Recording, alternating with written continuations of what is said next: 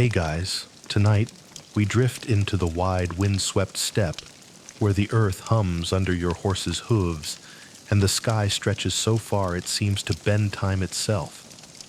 The grass is dry, the sun is blunt, and you're part of a long-forgotten message. Not the kind with emojis, not even the kind with ink. Just a message strapped in oilcloth, tucked inside your tunic and burning against your chest with the weight of an empire. You ride alone, dust curling behind you in lazy waves. The wind pulls at your coat, and in the far-off haze, another rider vanishes like a mirage. You're part of something bigger now, a machine made of meat hooves, wind, and silk scrolls. The Mongol Empire is young but hungry, and communication isn't a luxury, it's survival. You won't survive long without water, without shelter, and definitely not without the invisible thread of riders keeping cities connected and generals informed. You probably wouldn't last a day out here. Not with the wolves, the freezing nights, the questionable milk products. But for tonight, all you have to do is listen. The saddle's not real. The smell of horse sweat is just your imagination. So before you get comfortable, take a moment to like the video and subscribe, but only if you genuinely enjoy what I do here. And hey, post your location and what time you're watching. I love seeing where you're all listening from. Now dim the lights, maybe turn on a fan for that soft background hum, and let's ease into tonight's journey together. You're riding across one of the largest empires the world has ever seen. No roads, no GPS, just endless plains stitched together by an invisible thread called the yam. It's not magic. It's not even flashy, but it's effective. A relay system of mounted couriers traveling between permanent outposts, sometimes yurts, sometimes just tents on the wind passing messages from one to another like breath between lungs. And the Mongols, they ran it like clockwork. Under Genghis Khan's speed became a weapon. He could get a message across the empire in days, not months. One decree could travel 2,000 miles faster than you can binge a season of your favorite show. And it wasn't just war reports. It was everything: taxes, grain requests, wedding invitations, occasionally gossip. Historians still argue whether the yam system was inspired by earlier Persian or Chinese models. But what no one doubts is that the Mongols took the idea and scaled it into something terrifyingly efficient, a postal system powered by horses' discipline and the occasional threat of beheading. Let's zoom in on you again. You're about 25 teeth slightly chattering from last night's frost, and you haven't slept properly in 3 days. You ride from Karakoram, the Mongol capital, eastward with a bundle of letters wrapped in sheep gut. You don't stop for long. When your horse tires, you'll find a fresh one at the next post. There's hot broth waiting, and a small yurt you can duck into if you're lucky before being sent off again. Along the way, you see others merchants heading west towards Samarkand, a group of Chinese artisans, escorted by guards, even a few shaggy Mongol nobles on their way to arrange a marriage. Everyone depends on this system. Everyone trusts it, or at least fears it enough not to tamper with it. The yam posts are spaced roughly every 25 to 30 miles, the distance a horse can gallop before it begins to falter. You don't carry spurs. You carry urgency. The sun is setting now, casting everything in long shadows. Your horse snorts, eager for rest. And just over a low hill, you see it a cluster of figures, smoke curling up, and a squat round yurt flanked by tethered horses. You've reached the next post. The rider on duty takes one look at you and waves you forward. He doesn't need your name, just the code. You mutter the password, he nods. One hand takes your message. Another thrusts a cup of fermented mare's milk into yours. Welcome to the Mongol Express. Inside the yurt is warm and smells faintly of wool and onions. A pot bubbles in the corner. A younger boy sits cross-legged repairing leather saddles by lamplight.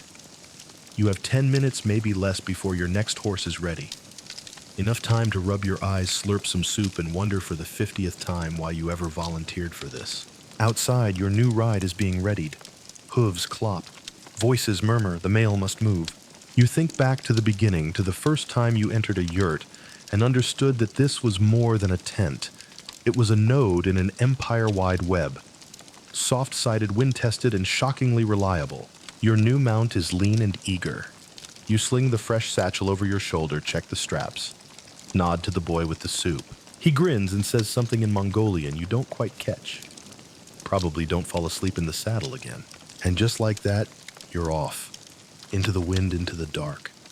Carrying words not your own across a land too big to imagine. And somehow it all keeps moving. The moonlight glints off your horse's flanks as you gallop into the night. The wind cuts cold across your cheeks, but you're used to that now. The rhythm of hooves against dry earth is so steady, it feels like your heartbeat has synced to it.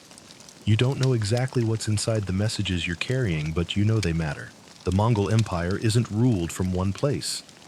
It stretches across continents China to Hungary, Siberia to Persia, and it demands connection. The old way of sending envoys weeks apart just won't do. And so Genghis Khan in all his strategic glory decides to create a network. This is the birth of the yam, sometimes called the Ortu system. You imagine Genghis in his felt-lined war tent, one finger tracing a map muttering something like, "If a soldier can't run the message, the empire will lose the war before it starts." What's wild is how quickly it all comes together. Within a few years of consolidating power, the Mongols have created an intricate web of relay stations, thousands of them, each one spaced just right, stocked with food, shelter, and horses. Some historians argue the Mongols were inspired by the old Chinese courier networks or perhaps Persian royal roads. Others believe Genghis reinvented the system from his own observations, watching how nomadic tribes passed messages, learning from traders and spies. Most likely, he borrowed, adapted, and upgraded like all great conquerors do. The name Yam itself refers to the route and the station both. It becomes a kind of shorthand among riders. Ride the Yam, they say. Leave it at the Yam. Over time, the Yam becomes synonymous with movement, and you galloping in the dark are a living thread in that web. Each post has its own staff. A few guards, a couple of stable hands, one or two elders, to check papers and keep the peace. Some are full yurts with pens for the horses, and cauldrons bubbling with stew. Others are little more than wind shelters. You've seen it all. What makes the Yam different isn't just the layout, it's the intensity. Messages are passed with urgency, not ceremony. A rider arrives, barely stops, switches horses, gulps something hot, and continues. If a delay happens, it ripples outward like a dropped stone in a still pond. The entire system depends on relentless motion. You once heard a tale, probably exaggerated, of a message that traveled 400 miles in 3 days. Was it possible? Maybe. If the weather held and no horses died. Either way, it feels possible when you're in the saddle. And it's not just for war. The Yam handles civil news too. Births, marriages, decrees, trade permissions. Even religious dispatches from Buddhist lamas or Nestorian priests.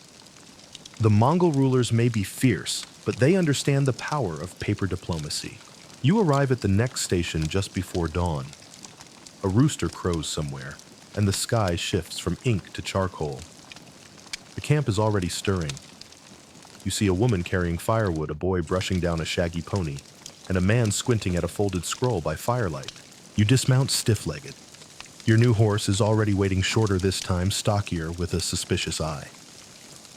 A guard takes your satchel, quickly scans the outer markings, and hands you a strip of dried goat meat in exchange. Breakfast. You chew mechanically. One quirky thing you've noticed: each Yam station has its own personality. Some are tidy, almost monastic. Others are chaotic messes of smoke dogs and shouting.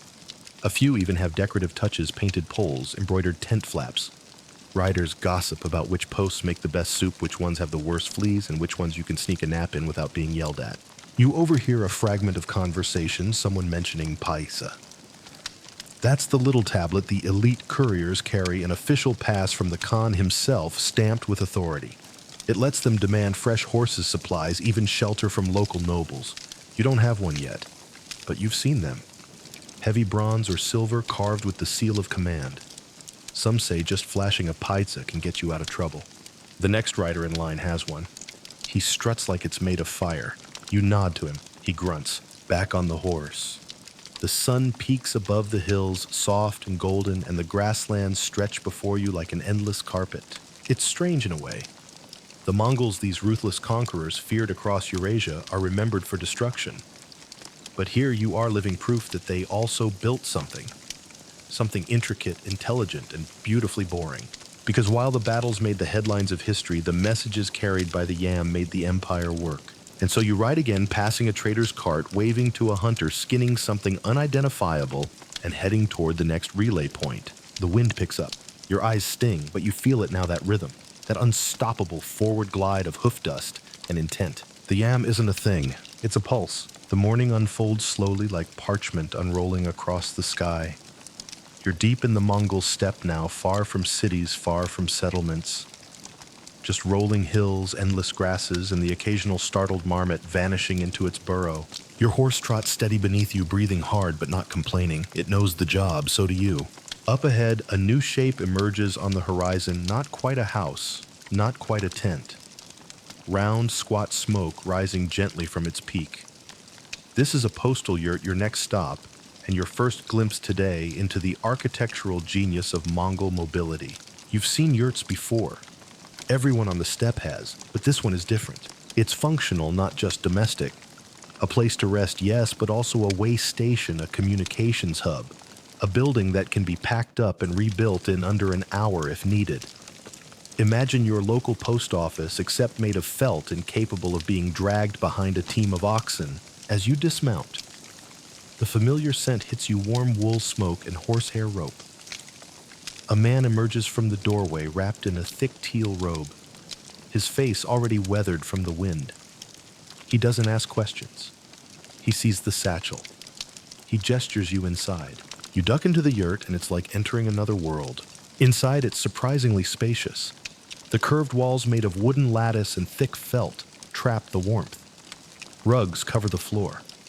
A small fire crackles in the center, its smoke spiraling through a circular opening in the ceiling.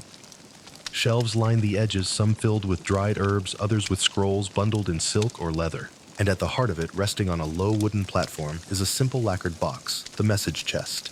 You kneel before it and gently place your scroll inside, tucking it between two already present documents. One bears the crimson seal of a general in the west. Another, the golden thread used by envoys from the Khan's court. This yurt may look humble from the outside, but inside it holds the thoughts of an empire. Historians still argue whether these yurts were reserved for official use, or whether families sometimes doubled them as homes and postal hubs. Some suggest certain clans were permanently assigned to the yam system, generations trained in the logistics of dispatch and hospitality. Others say the yurts moved as needed, more like temporary pavilions rolled across the steppe by decree. Either way, what's clear is that they worked. Flexible, sturdy, easy to heat, easy to dismantle. A postal station in the shape of a home. A quirky fact, the outer felt of some yurts used for the yam was dyed darker than civilian yurts, both to signal their role and to absorb more heat in colder seasons. Riders like you learned to spot them from miles away, a smudge of black against a pale horizon that meant rest. A fresh horse, maybe even soup. The man who greeted you pours you a ladle of that very soup, goat broth, onions, and something vaguely green. You sip it gratefully, warmth blooming in your chest. Nearby, a young girl sharpens a quill. She's barely 12 but already fluent in the system. Her mother folds parchment. Her father stirs ink made from charcoal and animal fat. This is not just a home. It's a node in the Mongol web of messages, and every member of the family has a job. You stretch grateful for the fire and glance up. The round ceiling above you, painted faintly with symbols, gives you the feeling of being inside a bowl of stars. You exhale, let your shoulders drop, and enjoy this rare moment of stillness, and then movement. Your next horse is ready. The message has been logged. A new scroll handed to you, sealed with a jade-colored knot. It's headed southeast, past the Orkhon River. You step out into the daylight again. The yurt behind you puffing smoke like a sleepy dragon. A dog barks somewhere behind the station. A hawk circles overhead. The new horse whinnies, already impatient. You mount again, scroll tucked in a leather pouch against your side. You turn back briefly. The family stands in the yurt's doorway watching. They won't see you again, not for months, maybe ever. But your visit has mattered. Your arrival kept the system breathing. You ride off once more. The landscape shifts subtly. Grass thinning into gravel air, sharpening into something brisker. The rhythm returns. You press your heels to the horse's sides and settle in. A few miles on, you pass another rider heading north. You nod. He doesn't, but he recognizes the sash on your chest. You're both part of the same invisible machine. You wonder how many yurts like that dot the empire right now? 5,500. Some estimate over 1,000 relay stations by the peak of Mongol control. Others say fewer but better managed. The truth probably somewhere in the dusty middle. What matters more is that they all worked without clocks, without radio, without phones. Just felt rope ash and people like you. The sun climbs higher and the wind shifts. Another scroll, another horse, another yurt on the horizon. You crest a low ridge just as the sun levels out, burning steady in the sky like a slow-moving lantern. Below, another station reveals itself a ring of stone, a tethered line of horses, and the telltale swirl of smoke drifting from a chimney pipe. This one is larger, a hub, not just a stop. You can tell by the number of yurts, 3, maybe 4, clustered like mushrooms after rain. Riders come and go. A merchant cart is being unloaded nearby. 2 men are engaged in what seems to be a heated debate over a horse's saddle strap. This is one of the stations that never sleep. You slide off your horse and hand the reins to a youth in a saffron tunic. He disappears with the animal toward a stable enclosure, barely glancing at you. Here you're just one of many. Messages flow through this place like blood through a heart. Inside the main yurt, the atmosphere is both tense and strangely familiar. A large felt partition divides the room. On one side, an elderly man is tallying horse rotations with a charred stick on a wooden ledger. On the other, a young woman is sorting through scrolls, stacking them into bundles based on destination. You recognize her ink-stained fingers. You've seen her before. She doesn't look up. There's a system to everything. Each message is logged. Every incoming rider is documented time, origin, horse condition, supply needs. There are no clocks, just estimates based on light and shadow and the internal rhythm honed by years of repetition. A bubbling pot sends out steam from a corner. You're handed a hunk of dried curd and a shallow bowl of water before anyone asks your name. Not that it matters much. Here, what you carry is more important than who you are. Historians still argue whether the YAM system operated under formal paperwork rules, or if it leaned more heavily on oral record and physical tokens. Some believe that tokens made of carved wood or knotted rope acted as route validators. Others say the horses themselves were documentation branded, rotated, traceable by their scars. Either way, this post feels different. It's a junction. Couriers cluster at the periphery, sipping broth, checking maps scrawled in charcoal on stretched hide. You spot a large board with colored threads representing current message paths. A crude visual system. Red thread for military, blue for diplomatic, green for supply. A soldier approaches the central yurt. His armor is patched with fur and dirt. He hands over a scroll and waits. He'll probably need a rest and a new mount, maybe more. He looks like he's been riding all week without stopping. You step aside to let him pass, and as you do, you catch sight of a metal plate embedded in the yurt's support pole etched with ancient script.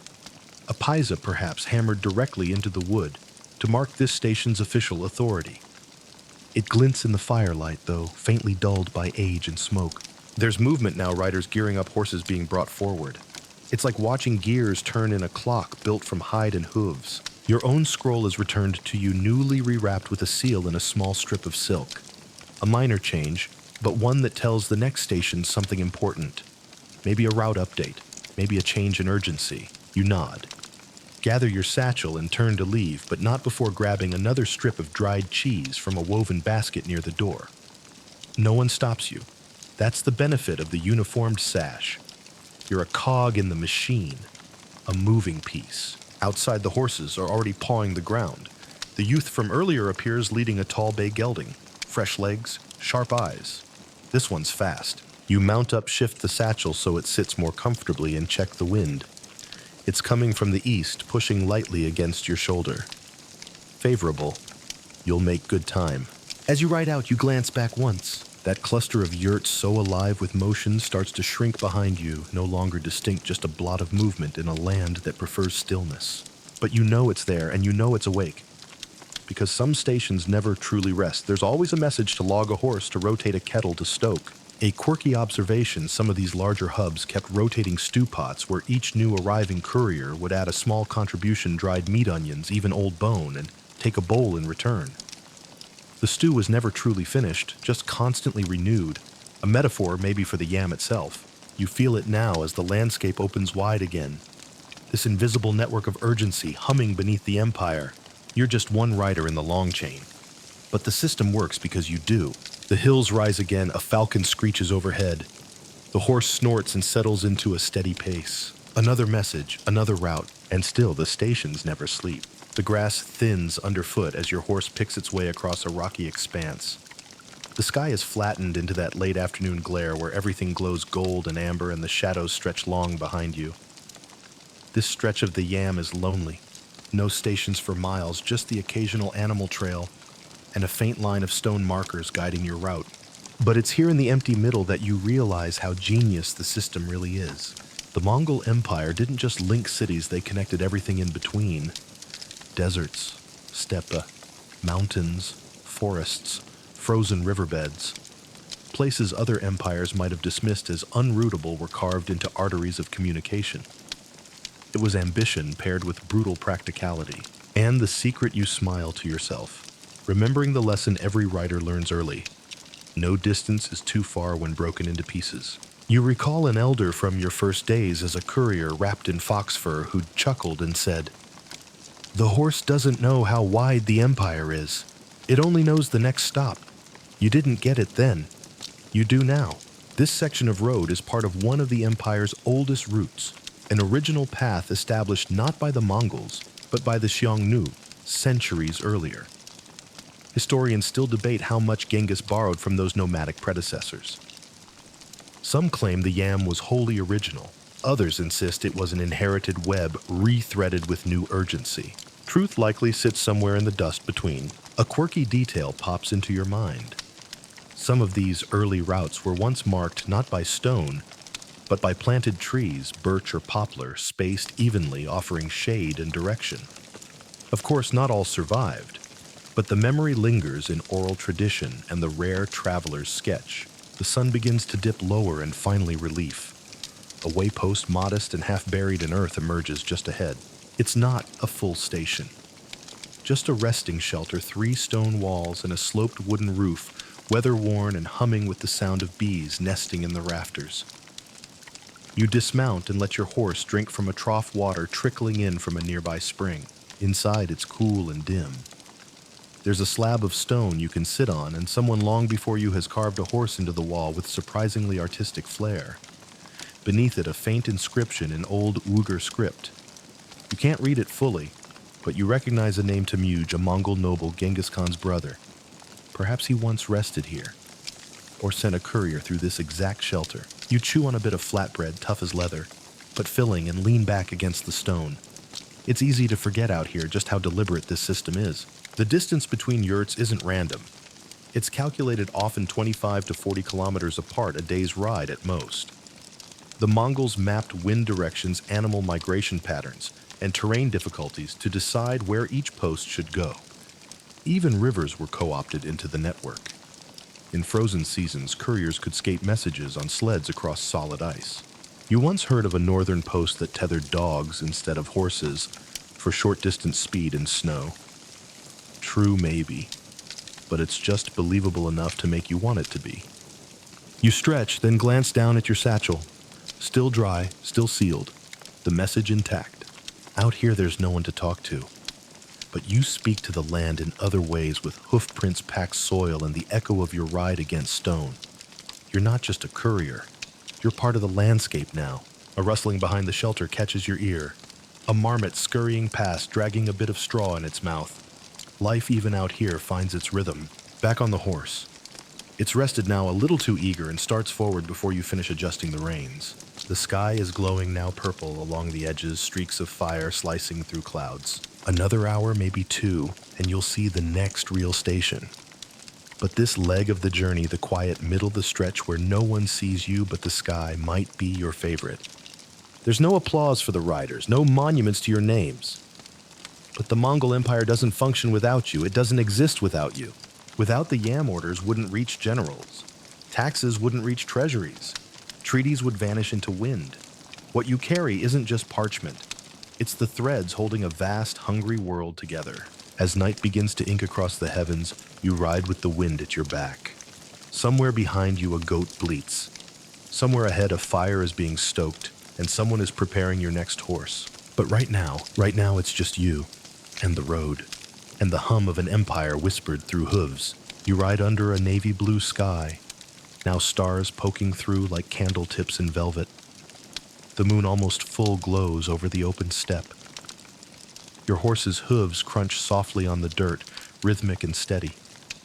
The air smells of dust, wild herbs, and something faintly metallic maybe from a distant riverbed or an iron-shod saddle. The night transforms the landscape. Hills flatten, trees twist into shadows, but still the road continues because the yam doesn't stop when the sun sets. In fact, some couriers prefer the night. Cooler air, fewer travelers, less risk of confrontation with bandits or wild dogs.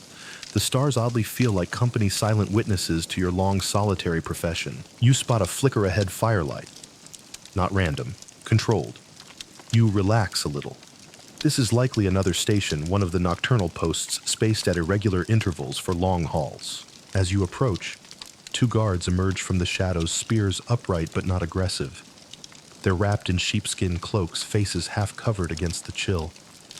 One raises a torch, the other nods. They see your sash. No words needed. You're waved in. This station is minimalist. Just a large yurt with its flap open and a perimeter of stones keeping the fire from licking too far into the steppe grass. You tie your horse to a post already slick with dew and step inside. The yurt is lit with soft lamplight. A few riders are dozing, limbs draped over saddlebags. One is snoring. Another leans against a post, absent-mindedly sharpening a knife with a piece of bone. You're handed a cup of fermented mare's milk tart and fizzy, and a strip of jerky so hard it might have been dried during Kublai Khan's childhood. You chew anyway. Historians still argue whether the yam offered uniform hospitality at every post, or if comfort varied drastically depending on local wealth tribe or terrain. Some reports describe silk bedding and roasted lamb. Others mention lice, moldy cheese, and horses that looked one sneeze away from collapse. Tonight, your bed is a patch of felt near the fire, and honestly, it's not bad. A quirky fact, some night stations had owl-shaped bells hanging from their entry poles. A way to ward off spirits, yes, but also to signal approaching riders. When the wind blew just right, it would sound like soft chimes drifting over the grass. As you lie back, you hear it somewhere outside, a soft musical clinking. Your eyelids grow heavy, but there's no time to sleep fully. You'll be gone before the fire burns low. An hour passes, maybe 2. Someone nudges you gently awake. Your next horse is ready, shorter, broader, built for rough terrain. You step outside again, the cold shocking you back into alertness. Above the sky is black ink. Your breath clouds in the air. You mount. Nod once. Ride. This next stretch winds uphill a slope barely visible in the moonlight, bordered by scrub and low stone. You focus on your breathing. In through your nose, out through your teeth. It calms the nerves, clears your mind. You think of the message in your satchel. No idea what it says. Could be a marriage proposal. Could be a declaration of war. Doesn't matter. Your job is to move well. Sometimes you wonder what the messages say, what secrets the paper carries. You've heard of couriers caught reading them, punished harshly, sometimes exiled. The Mongols took communication seriously. A tampered scroll was a threat to the whole empire. You don't touch it, you just ride. Over the ridge, the view opens up again, an endless sea of blue-green shadow. The moon reflects off a distant river, and in the crook of a valley, the soft outline of another station waits. This one is smaller, quieter. No visible movement. You approach slowly, wary. Then a bark, low, rough. A dog, maybe 2. Good, that means people. Dogs don't stay where no one feeds them. You're let in without ceremony. A boy barely 10 years old hands you warm tea in a horn cup. He doesn't smile, just watches. Inside, an old woman, blind in one eye, scribbles something onto bark paper with a stick of charcoal. A message log. The ink smells like smoke and resin. She speaks your name without asking, recites your route. tells you your next turnoff is blocked, washed out from last week's rain, and hands you a rerouted scroll. How does she know you don't ask? You nod thank her and trade horses once more. This one is white speckled with gray. It snorts restless. You mount, pull your cloak tighter, and ride again. Behind you, the station fades into mist. Ahead, dawn waits somewhere just beyond the last ridge. And you keep going because the Mongol postal system doesn't rest. Neither do you. Dawn stretches over the horizon like a cat, slow, deliberate, and a little lazy. The steppe changes color by the minute, shifting from ash gray to dusty rose to the soft gold that feels almost like warmth. Your breath still clouds, but not as much. A new day is here, and with it another leg of the journey. The horse beneath you is alert, ears flicking in every direction. You pat its neck, solid, warm, dependable. You've learned to trust these animals more than people. Horses don't lie, they just run. Ahead, the land changes again. Grass gives way to sandy flatlands punctuated by tufts of scrub and the occasional boulder sitting like a forgotten god. There's a smell in the air, salt maybe, or dust baked into clay. Either way, it means you're approaching the southern reaches of the Yam where the network brushes against more arid regions. These border zones were notorious for being both crucial and fragile. Historians still debate how well the postal system adapted to these geographic fringes. Some say it faltered, while others point to archaeological finds, broken reins, saddle trees, bits of yurt cloth scattered all the way into desert zones. Whatever the case, you're here, and the system still works. You see a lone structure barely visible against the rising sun, a low yurt with a flag flapping lazily from a post. It's red today, indicating a high-priority route. Maybe a royal dispatch passed through recently. You approach and find the place already humming. A tall man with a sun-worn face is tending to a saddle, while two others unload crates stamped with markings from the western provinces. You're offered water from a skin and a few mouthfuls of pickled turnip, which is startling but oddly refreshing. Oddly, inside the yurt, a woman wrapped in layers of indigo and teal is consulting a large hide map. She traces your route with a finger, muttering to herself. After a moment, she nods and stamps your satchel with a wooden seal shaped like a hawk. That hawk mark. It means the message must be delivered today. No stops unless the horse collapses or you do. You're handed a whistle carved from bone, an emergency signal, only to be used if you're under attack or badly injured. Not that anyone will admit to needing help. Mongol couriers had a reputation to uphold. A quirky detail, the whistle's tone is said to imitate the cry of a marmot, harmless enough to blend in, but distinct to trained ears. Some swear trained riders could hear it across valleys. You sling the satchel back across your shoulder and step outside again. The air is already warming. Your next horse is leaner, longer-legged, a desert breed known for endurance. It shifts nervously under you, eager to go. You mount, adjust your sash, and nod at the station chief. She doesn't smile, just says fly. And you do. This stretch is long and open, no trees, no rocks, just wind and light. You duck low over the horse's neck, feeling the speed build. Sand kicks up behind you, the landscape blurs. It's not silence you hear, but the absence of interruption. You pass a row of marker stones, low and rounded, etched with symbols too worn to read. Maybe they once bore warnings, or prayers. And then in the middle of nowhere, a surprise. A portable yurt half collapsed, pitched between two narrow hills. Temporary shelter. Not an official station, but one of the many mobile outposts sometimes set up by scouts or military units. You dismount, inspect. A few embers still smolder in the fire pit. A broken spear lies near the flap. Whoever stayed here left in a hurry or didn't want to be found. You refill your water skin and leave a message scratched onto a flat stone near the entry route clear. Rider passing noon, no threat. You wonder if someone will read it, or if it's just another whisper into the endless wind. Back on the horse, the heat starts to climb and so does your thirst, but the hawk stamp presses into your side like a command today. No delay. You begin to hum. Just to pass the time, an old tune, something from your childhood maybe. You can't remember the words, only the rhythm. The Empire keeps humming too. Not with engines or steel, but with riders like you. With postal yurts flung like stars across the land, each one a tiny point of connection in a world far too large to navigate alone.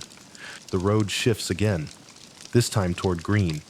Trees appear on the edge of vision. A river thin and glimmering cuts through the horizon like a spilled thread of silver. And there it is, another station. Smoke rising, flags unfurling, and your legs already ache for the next horse. The scent of smoke and boiled tea hits you before you even dismount. The station is larger than most, clearly a major junction, maybe even a regional command post. There's a second yurt beside the main one, this one ringed with wooden crates and drying saddle leathers. A pair of goats nibble unconcernedly at a pile of discarded reins. You're greeted not by a station keeper, but by a soldier, broad-shouldered, fur-trimmed helmet eyes scanning the horizon behind you. A nod is all it takes. He recognizes your sash. Within seconds, your horse is led off for water and feed, and your satchel is passed into a shaded pavilion of reed mats and ropes. Inside, it's cooler and quieter. Several dispatch riders lounge in a circle sharing dried apricots and gossip. One claims he saw the Khan's nephew 2 stations north. Another swears he outran a wolf pack on a 3-legged gelding. You sit down, grateful for the pause, and unwrap a rice ball tucked into your coat earlier. Still warm. Miracles happen. A tall woman with braids like ropes calls your name. She's the postmaster here, not just a station head, but someone who logs movement, reroutes messages, and coordinates the courier flow like a conductor with an invisible orchestra. Her fingers are stained with ink and soot. You've seen her handwriting before. Tight upright, no flourishes. She doesn't waste time. You're switching routes, she says, tapping a scrap of treated bark. Urgent dispatch redirected to the eastern frontier. Border tension.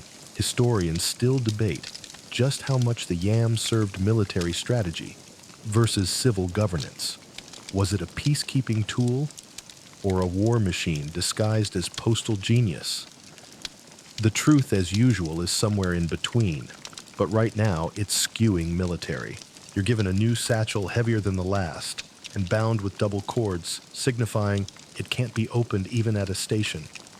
You glance at the tag, red and black ink. That's not just urgency, that's secrecy. A quirky footnote, these double-corded messages were often written on oiled silk, not parchment, so they could survive water sweat or even an emergency swallow. Yes, some riders were trained to gulp the scroll if captured. You hope it doesn't come to that. You'd rather keep your breakfast. You swap horses again. This one is a pale bay, tall and muscled, clearly bred for speed. It eyes you warily. You eye it back. You've had worse travel companions. Before you leave, the postmaster pulls you aside.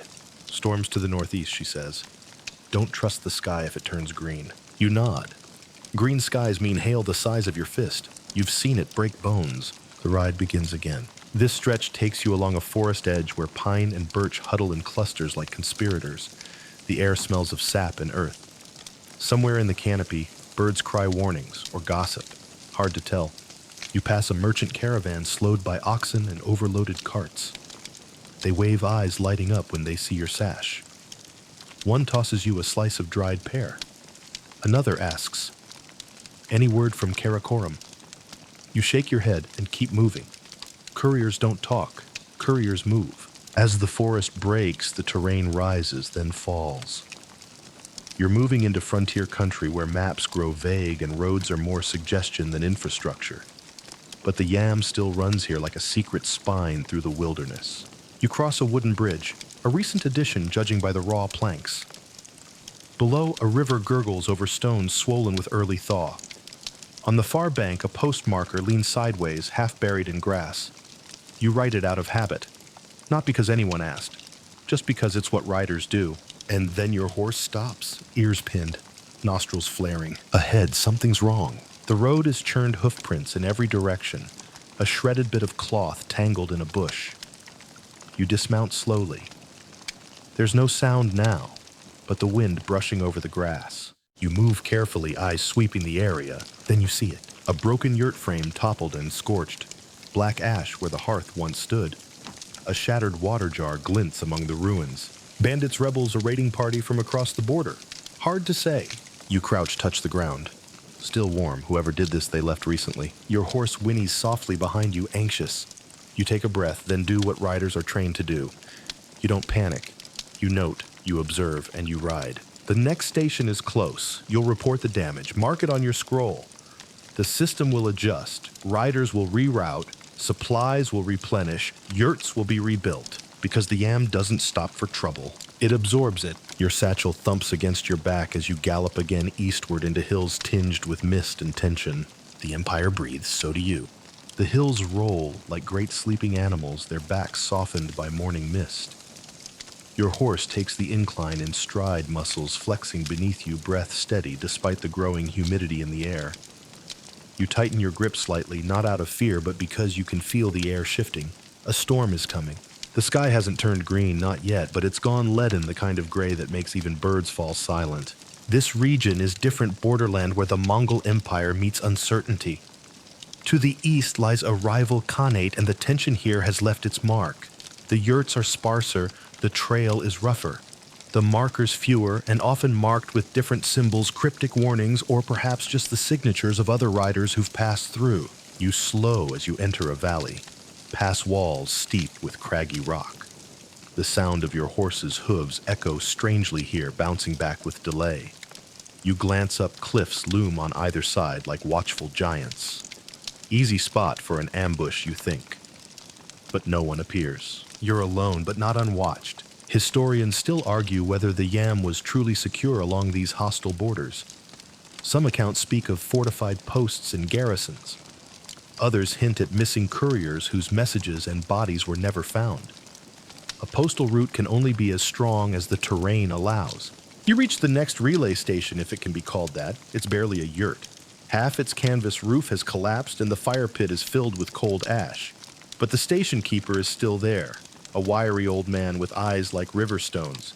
He doesn't say much, just gestures to the only remaining horse. Not much of a selection. This one is old one ear missing and it limps slightly when it walks. You don't argue. You just swap satchels, sip the tea he offers bitter and filled with floating leaves, and nod your thanks. The storm is close now. You can smell the metal in the air. A quirky fact, Mongol couriers often carried thin strips of iron in their boots, not for defense, but to ground themselves during storms, especially in flatlands where lightning had a nasty habit of choosing riders as its target. You double knot your sash, check the satchel, and press forward again. Rain begins not with a downpour, but with a single drop. Then another. Then a sheet. The horse flinches. You pull your hood over your head and lean into the wind. Visibility vanishes. The path turns to mud. Still you ride. You cross another pass, this one marked with tethering poles, carved with strange patterns. Protections, perhaps. Or just graffiti. At the summit, you pause to let your horse breathe. The wind howls past like a wild dog snapping at your cloak. Below, barely visible through the mist, is your next destination, a larger compound ringed by a wooden fence, with smoke curling lazily from the center. Relief tugs at your chest, but then a horn, low, distant, repeated twice. You freeze. That's not a Yam signal. You spur the horse into motion, galloping down the slippery slope, mud kicking up with every stride. The compound draws closer. As you near the gates swing open and two men wave you through. Inside it's organized chaos. Soldiers, not riders. Banners bearing unfamiliar crests. One of them grabs your reins. Another snatches the satchel. You bark a protest, but then the postmaster appears recognizable by her emerald sash and soot-smudged hands. She says only one word, warband. Turns out a neighboring warlord has been testing the border again. Skirmishes, not open war. But it's enough to disrupt the postal network here, forcing stations to double as military outposts. Your message, it seems, is meant for a nearby general. That's why the urgency. That's why the secrecy. The satchel is returned unopened. You're to deliver it personally to a mobile command tent at the edge of the foothills.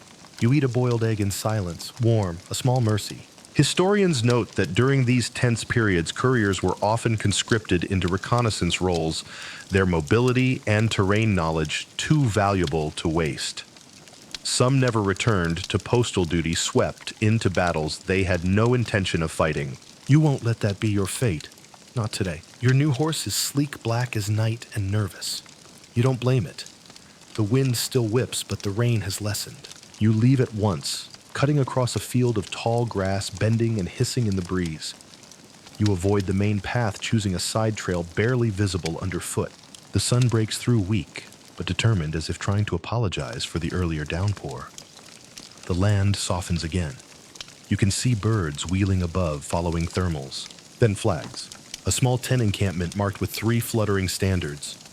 Guards approach, swords drawn but not raised. You show the seal. One of them whistles. You're let through. And for a moment you realize this message may change something or nothing. But you delivered it.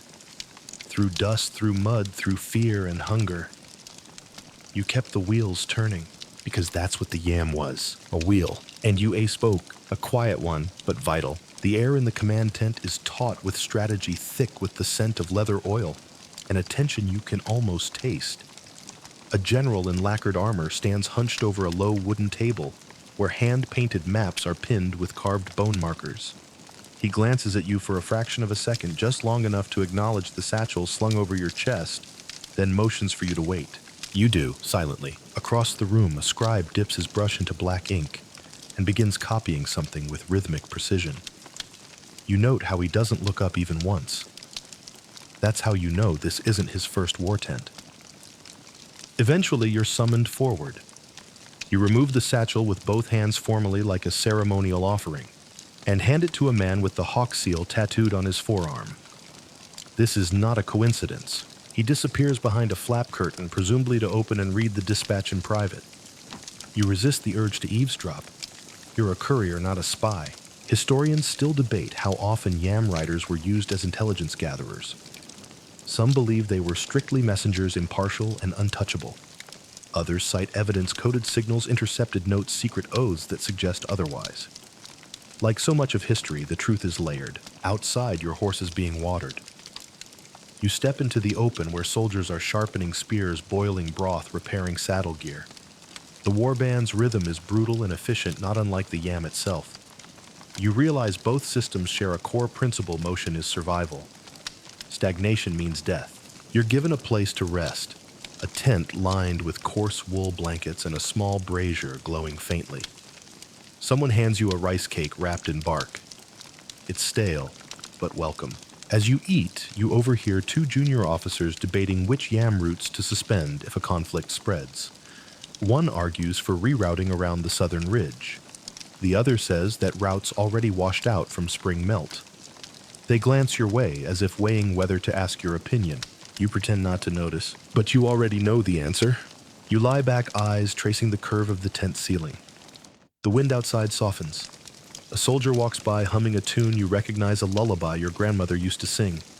You haven't thought of that song in years. A strange comfort blooms in your chest, even out here on the edge of war pieces of home surface. The next morning, you're called early.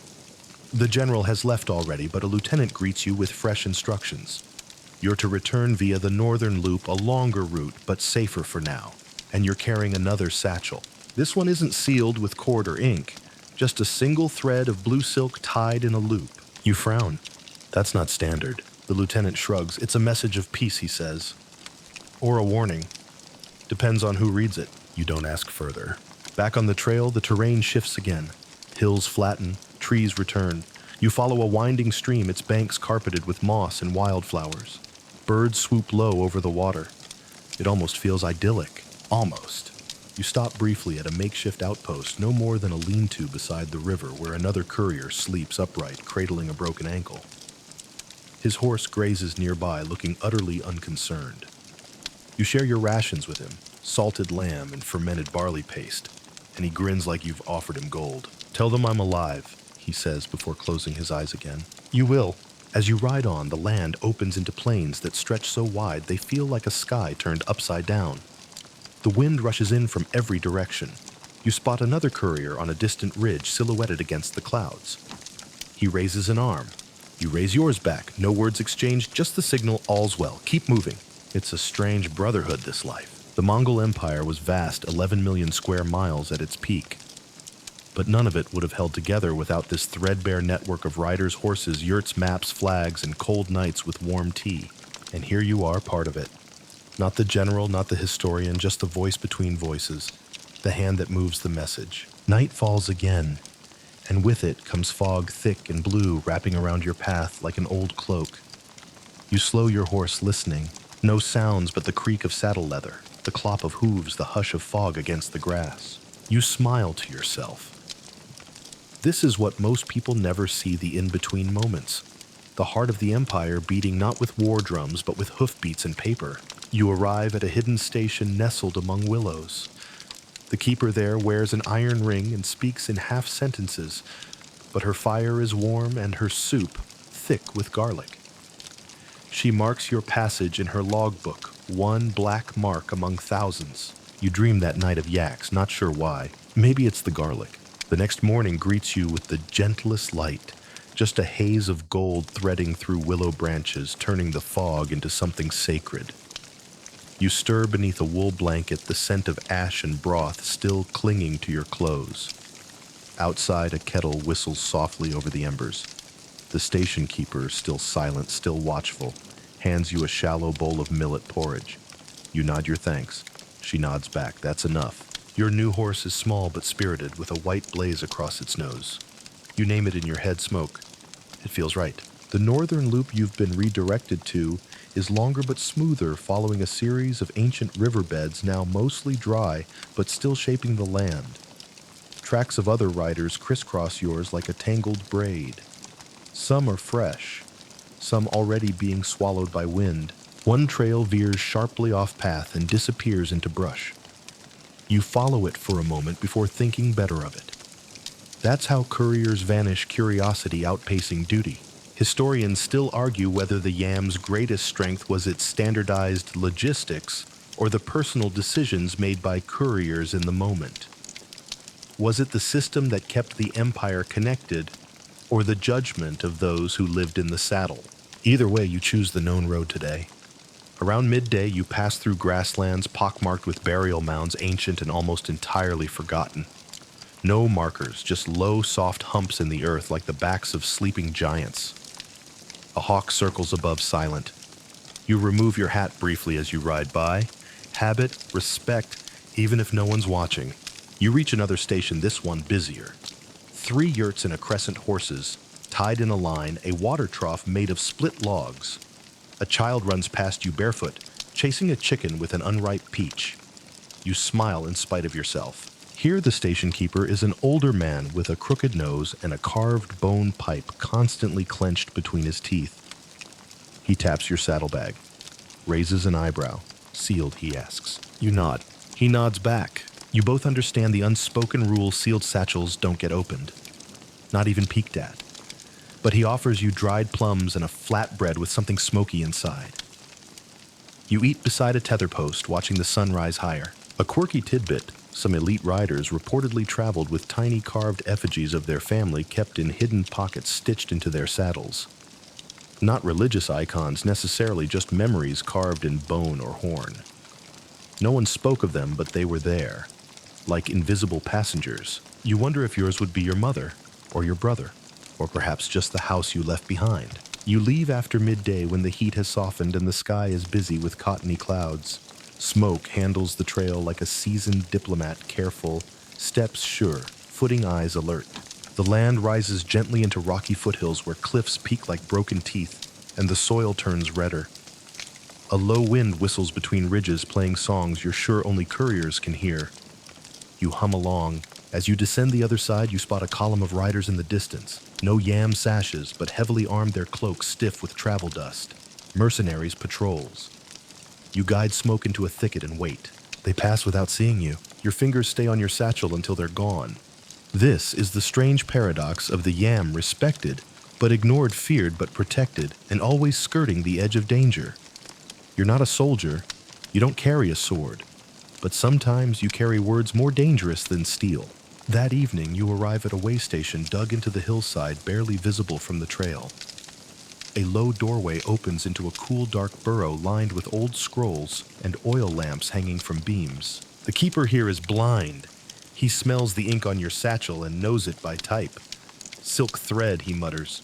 Rare these days. He offers you a place on the woven mat, a bowl of stewed lentils, and a quiet sort of companionship. No small talk, just silence shared like a blanket. You drift to sleep that night with the faint sound of pages fluttering as if the walls themselves are whispering.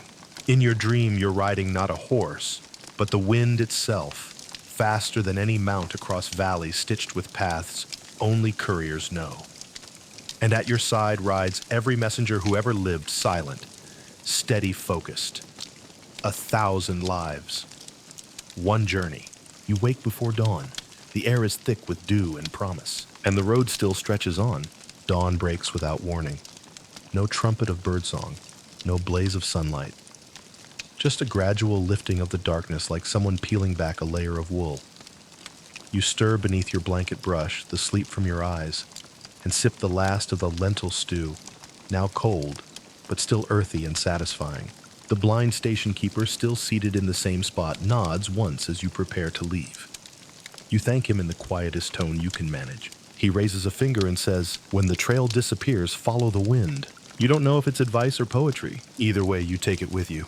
Outside, the air carries that crisp, damp chill that only exists right before the sun takes over. The hills ahead are steep again, more walking than riding. You lead Smoke by the reins, your boots crunching over frost-tipped grass. Yes, frost, even in this season. The step plays by its own rules. As the trail snakes higher, you pass a toppled marker stone half buried in soil and moss. A yam sigil, barely visible, 2 intersecting arrows in a circle. It's a sign this route was once primary, now faded into memory. Like veins once vital, now scarred. Historians still argue whether these ancient side paths were part of the original yam, or added later during expansions. Some believe they were emergency bypasses. Others argue they were tribal shortcuts folded into the empire's network through quiet diplomacy. What's clear? You're on a ghost of a road now. It winds through boulder-strewn ravines, the sort that echo every footstep twice. You pause to drink from a stream no wider than your hand. The water is glacial, probably fed from highland melt. Smoke slurps happily beside you. The next station is nowhere in sight. Hours pass. Midday approaches. Your stomach growls. Then bells. Not church bells, not alarm bells. Just tiny chimes hanging from a wooden arch strung across the trail. You duck beneath it and the chimes tinkle like laughter. Moments later, the yurt comes into view, painted red and blue with horsehead finials carved from birch. This station is run by a family. A young woman with braids greets you. She calls to her brothers, who bring oats for your horse and warm broth for you. Inside, it smells like cinnamon and lamb fat. You sit cross-legged on felt and trade stories with the grandmother, who insists on rubbing your shoulders with marmot oil. A traditional remedy for stiffness. A quirky tidbit: some station keepers believed that rubbing animal fat into the couriers' joints could keep them from going wind stiff, a very real affliction in these high plains where even breath turns brittle. You leave reluctantly. The sun begins to lower as you ride on. The landscape flattens into a broad plain scattered with low stone cairns, some ancient, some clearly built by bored couriers with spare time and spare rocks. You stop and add a pebble to one. No reason. Just because. That's the kind of ride this is. A hawk circles above again. Or maybe a falcon. You squint but don't decide. In the distance, something flickers, not a fire, a reflection. You draw closer to find a mirrored signal disc hung on a pole at an angle to catch the setting sun. Another yam code. You reflect the light with a piece of polished metal from your kit. Moments later, a rider appears on the horizon, galloping hard. He pulls up, grins, and offers you a boiled egg from a pouch. You both eat in silence. No need for words. You both know the weight of the journey. He takes the alternate trail. You press forward. As night falls, the temperature drops fast. You tug your cloak tighter, humming a tune your father used to whistle while mending fence posts. Smoke's breath puffs in little clouds. Then music, soft and strange, almost dreamlike. As you approach the next station, you realize it's wind passing through bone flutes hung from tree limbs like charms. The sound is eerie, but oddly calming, like lullabies sung by ghosts who mean no harm. This station is empty, but the fire is still warm. You stoke it back to life and brew tea from herbs you find in a pouch on the wall. Licorice, root-dried ginger, a pinch of mint. The steam curls like smoke signals rising into the dark. You sleep lightly, one ear tuned to the wind, one hand on your satchel. In your dream, you speak to the wind itself. It tells you secrets in a language you've always known, but forgot how to pronounce. You wake with the feeling that something ancient is guiding you. And maybe, just maybe, it always has been. The morning fog is silver and soft, hanging low over the steppe like a worn-out blanket. You rise slowly, joints creaking like the floorboards of your childhood home, and coax the fire back to a whisper. Smoke munches dry oats beside the station wall, steam rising from his back as the dew evaporates. There's a scroll tucked into the yurt's supply shelf, a note left by a previous courier addressed simply to whoever next. You unroll it and smile. It's a hand-drawn sketch of the stars with directions to the next 2 way stations marked by constellations. When the 2 horns of the bull line up with the morning wind, ride east. When they drift apart, wait a night. No name, no date, just wisdom passed down like a campfire story. Historians still argue whether the Yam relied on star mapping for night travel, or whether that practice was limited to the more experienced couriers. Some say it was discouraged to avoid disorientation. Others insist the stars were the empire's first compass, especially in unfamiliar terrain. You memorize the drawing, then burn it gently over the coals. Words like that aren't meant to be permanent. They're for the road, not the record. You mount Smoke and ease eastward, the land slowly waking up around you. Birds chirp. A family of marmots darts between rocks. Your breath plumes with each exhale. And then out of nowhere, the silence is shattered by the pounding of hooves. A patrol. 5 riders crest the ridge armor, glinting banners fluttering. You pull your yam sash into view and raise a hand in peace. They slow eye you up and down, then nod. One of them, younger than the rest, leans in and whispers, "You've come far. They're waiting." You want to ask who. You don't. You ride on. The next hours pass in rhythm hoofbeats wind horizon. At one point, you stop at a spring nestled in a rocky basin, its waters icy and clear. A wooden ladle floats lazily in a hollowed gourd tied with string. Someone has carved a face into the gourd, a smiling, one-eyed fox. You refill your flask, laugh quietly, and move on. A quirky detail: yam stations often had tiny mascots or folk charms hidden in plain sight. Wooden owls, bronze snakes, carved suns. Some say they brought luck. Others say they marked safe crossings in code. You never know which is which, so you treat them all like old friends. The next stretch is marshy and slow, your boots soaked through smoke, wary of every puddle. A mist hangs low, turning trees into smudges of charcoal on wet parchment. Every rustle feels bigger than it should. Then, through the haze, a wooden platform rises, an elevated yurt, perched on stilts like a heron on one leg. You've never seen one like it before. It must be seasonal, built to stay dry in flood season. Ingenious, if precarious. Inside, the keeper is a widow with sharp eyes and stronger hands than yours. She speaks little, but when she does, it's in proverbs. She points to your satchel and says, "Paper can burn," but not the message. You nod. That night, over a shared pot of millet stew, she tells you about a storm that once scattered 5 couriers across the marshes. Only one found the next station. He left pebbles tied with red twine at forked paths to guide the others. Weeks later, 2 returned. One never did. The 5th, still riding, she says with a crooked smile. Some say he delivers messages to the stars now. You're not sure if it's a joke or a myth. Maybe both. You sleep in the loft above the yurt, rain ticking against the wooden roof. Smoke shifts below, close enough to hear, close enough to trust. You dream of letters, thousands of them, folded like birds flapping across the empire, each with its own story, its own weight. Some land gently. Some catch fire mid-flight. But all are in motion.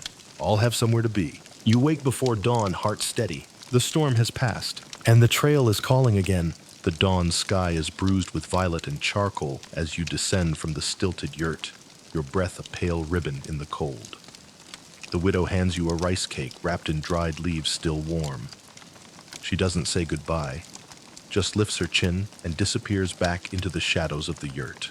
You ride slowly at first, letting smoke pick his way through the receding mist. Water clings to every leaf, every blade of grass, turning the world into a mirror of itself. For a brief moment, it feels like you're traveling between realms, the living and the remembered. The road here is thin, barely more than a rumor. Wagon ruts fade, hoof prints blur. and soon you're relying on instinct more than sight. You hum a tune your brother used to sing while repairing boots. It helps pass the time. It keeps the silence from cracking. By midday, the trail opens into a flat stretch of prairie golden, with dying grass, the sun climbing lazily overhead. You pass a crumbling relay marker, its stones worn smooth by weather and time.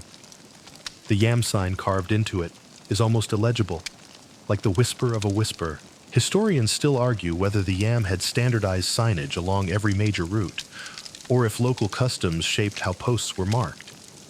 Some argue the Mongols left directions in coded stone stacks, their patterns readable only to trained couriers. Others insist it was all memory muscle and mental map work. Either way, you find your way. In the distance, you spot smoke not of fire, but the lazy curl of cooking ash from the next station. It's a tented camp this time, not a permanent yurt. Seasonal, transient, a skeleton crew. 3 couriers greet you with nods and mismatched cups of fermented mare's milk.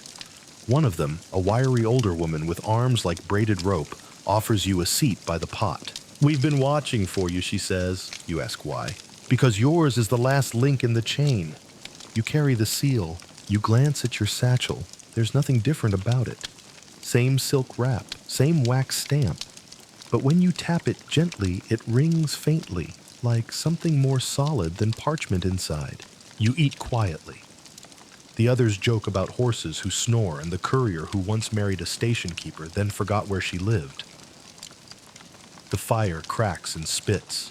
The sky deepens toward amber. A quirky tradition emerges during the meal before sleep. One of the couriers takes out a string of tiny bells, tied together like a charm bracelet. She passes it from hand to hand, and each person adds one word, a wish, a memory, a secret. When it gets to you, you whisper clarity and hand it along. That night, you sleep under canvas stars blinking above like old messages waiting to be read. In the early hours, a messenger arrives from the south. He's younger than you, out of breath and shaking. He carries a scroll sealed in black wax. The leader of the camp takes it, breaks the seal, reads silently, and nods. She turns to you. It's time. No elaboration, no explanation, just the weight of purpose. They saddle Smoke with a fresh blanket and tighten your gear. One by one, the other couriers press their foreheads to your saddlebag. Not reverently, just respectfully, like you do when someone carries something heavier than it looks. You leave at first light, heading toward the Empire's edge, where the relay lines thin into trade routes and those into silence. The road is rough here, not from neglect, but from distance, the kind that can't be measured in miles. Every hoofbeat feels final, every gust of wind a message. You pass a crumbling border shrine, draped in faded silks and offerings of millet and stone. You pause, leave behind your rice cake wrapper, and whisper the bell word, again clarity, and then you ride on. The horizon is endless. The Empire feels thinner here, more like memory than fact. And still, you ride, because that's what yam couriers do. They carry the word, even when no one knows what it says. The sun is behind you now, and the wind at your back has turned colder, crisper, like a blade freshly honed. Smoke moves steadily, almost reverently, as if he too understands the weight of this final stretch. The land here is wide open, no trees, no hills, just bare steppe, where even the sky feels farther away. You pass a ring of stones, not a shrine, not a camp, just a circle. Maybe it meant something once. Maybe it still does. You touch the smoothest one and keep moving. You ride for hours, stopping only to sip water and adjust the satchel. You still don't know what's inside, not exactly, but you feel its presence more acutely with every step, like it's humming or listening. Eventually, the road ends not with a marker, not with a gate, but with a yurt unlike any you've seen. Pitch black felt embroidered with silver thread. No smoke, no banners, no signs of life. Just a figure standing outside, wrapped in indigo robes, face mostly covered, except for ancient, tired eyes.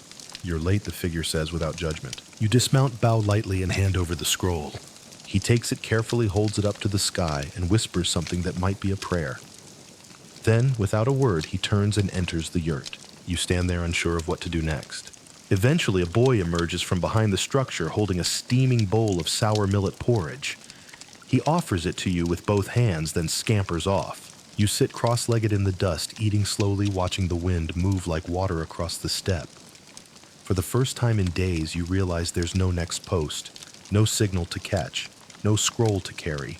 You've reached the edge of the map. This is where the message ends, and where something else begins. Historians still argue whether the Yam's final destinations were always planned, or if some were meant to disappear routes that faded deliberately, couriers who wrote into legend, not logistics. Some believe this system outlasted the empire in secret form, hidden in tribal routes and oral codes passed down quietly. It's a romantic idea, and maybe, just maybe, it's true. You lean back, gaze up at the sky, now streaked with coral and amber. The stars haven't arrived yet, but you feel them coming. Smoke lies beside you, tail twitching lazily. He's earned his rest, and so have you. The courier's work is done. The message is delivered. The empire breathes still silent, still vast. And now it's time to let go. So now here we are at the edge of empire, where roads blur into memory and footfalls soften into soil. The yurt behind you no longer glows. The porridge bowl rests in the dust, forgotten but warm. Even the wind seems to have calmed, as though it too has nothing more to carry. You lie back fully now, the sky expanding above like parchment smudged with the ink of coming night. The stars begin to arrive, not in a rush, but gently like guests who know not to knock. Each one blinks slowly, as if nodding, acknowledging your journey. Your body loosens with every breath. Your shoulders, once hunched against the weight of distance, now melt into the ground beneath. The scroll is gone. The road is behind you. The empire, as large and intricate as it may be, can wait until tomorrow. Let the air settle around you like an old blanket. Let the hush of the evening wrap itself through your fingers. You've walked, ridden, and wandered farther than most ever dream. And now your only task is to rest. Sleep comes quietly here. It arrives not with thunder or command, but with a whisper soft as hooves on moss, steady as wind over yurts. Close your eyes. You are safe. You are home even in the middle of nowhere. And somewhere far across the plains, another courier rises to ride. But not you. Not tonight. Tonight you sleep.